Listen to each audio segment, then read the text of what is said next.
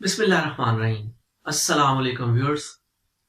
आज की वीडियो का आगाज मैं तारक अजीज साहब के मशहूर शेर से करूंगा।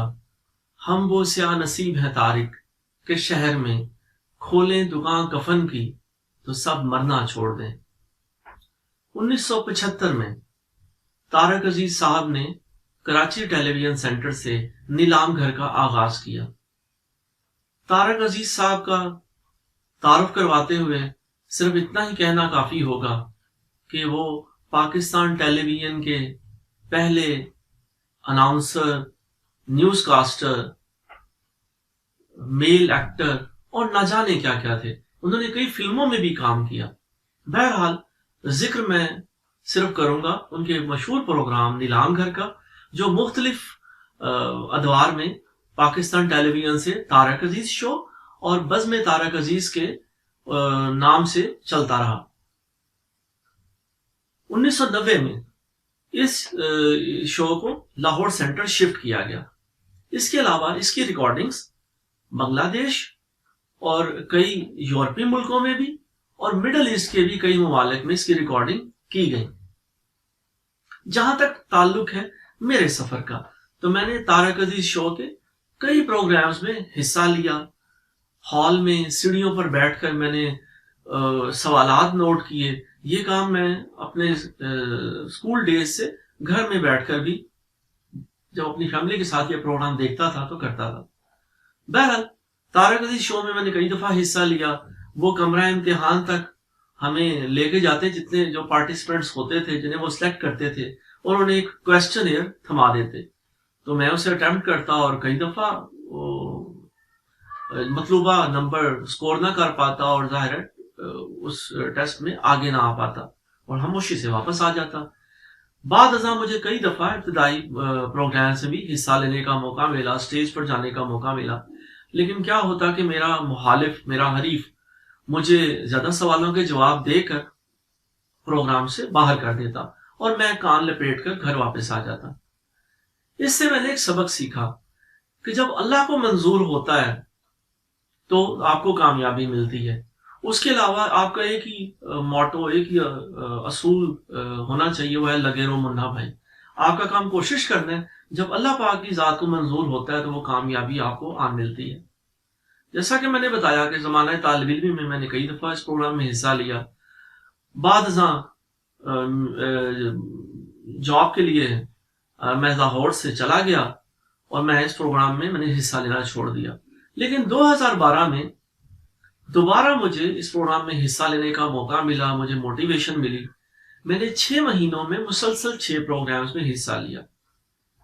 अल्लाह पाक ने मेरी बड़ी मदद की, मेरी तमाम फैमिली ने मेरी बड़ी मदद की। खास तौर पे मेरी वाइफ मुझे तैयारी करवाती रही और फाइनल प्रोग्राम में जब मैंने कार जीती तो मेरे वालिद साहब भी मेरे साथ उस प्रोग्राम में शामिल थे। अगर जिक्र हो रहा है मददगारों का, तो सबसे पहले मैं हाफिज रिजवान अहमद का जिक्र करना चाहूंगा।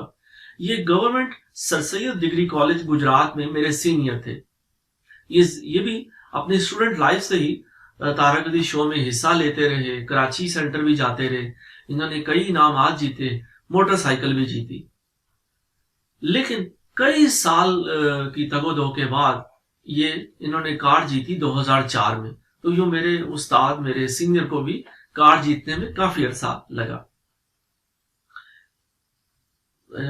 हालांकि हाफिज रिजवान अहमद मेरे सीनियर थे, मेरे शहर के थे, लेकिन मैं उनसे कई साल तक मिल ना पाया। लेकिन फिर जब अल्लाह को मंजूर हुआ तो जैसा वो सेइंग है कि when the student is ready the teacher will appear, उनसे मेरी मुलाकात हो गई और उन्होंने मुझे तैयारी करवाने के में बहुत वक्त दिया, मेरा बड़ा साथ दिया।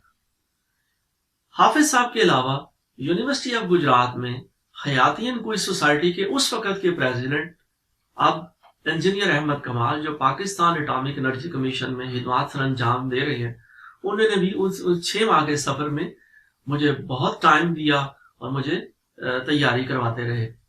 इनके अलावा इंजीनियर तलाल, जो कि कराची न्यूक्लियर पावर प्लांट में सर्व कर रहे हैं, मैं उनका भी बड़ा मशकूर हूँ। उनके वालिद साहब उन दिनों पाकिस्तान टेलीविजन में سروس کر رہے تھے، اور وہ طارق عزیز شو کے پاسز جن کے بارے میں لطیفہ مشہور تھا کہ چراغ رگڑا گیا تو جن حاضر ہو گیا، اور اس نے چراغ رگڑنے والے سے کہا کہ جلدی جلدی مجھے کام بتاؤ نہیں تو میں آپ کو کھا جاؤں گا. تو اس نے کئی کام کروا لیے، کئی جی ٹی روڈز بنوا لیں، کئی اس نے محلات تعمیر کروا لیے، لیکن جن پھر حاضر ہو جاتا کہ مجھے جلدی جلدی کام بتاؤ نہیں تو میں آپ کو کھا جاؤں گا.